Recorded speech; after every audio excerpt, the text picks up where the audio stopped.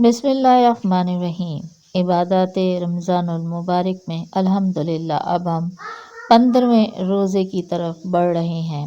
اس کے وظائف: بعد از نماز فجر جو ہے سورہ فتح 3 مرتبہ پڑھیں، یہ قرآن پاک سے دیکھ کر پڑھ لیں، اور نماز ظہر جو ہے نا اس کے بعد صلاۃ الحاجات 4 رکعت نفل 1 دفعہ پڑھنے ہیں۔ اس کا طریقہ دوسرے روزے کے جو وظیفے ہیں اس میں شیئر کیا ہوا ہے، یہ اسکرین شاٹ بھی آپ دیکھ لیں۔ پھر بعد از نماز عصر یہ خوبصورت درود پاک جو ہے نا وہ 55 مرتبہ پڑھنا ہے۔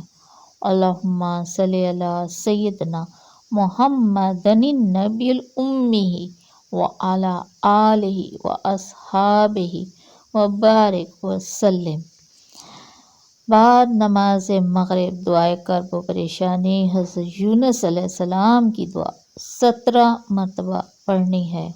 لا الہ الا انت سبحانک انی کنت من الظالمین۔ بعد از نماز عشاء سورہ آل عمران کی آیت نمبر 26 کو 40 مرتبہ پڑھیں۔ یہ خوبصورت آیت آپ کے سامنے لکھی ہوئی ہے کہ اللہ تعالیٰ ہی عزت ذلت کا مالک ہے اور ہر برائی بھلائی اسی کے اختیار میں ہے۔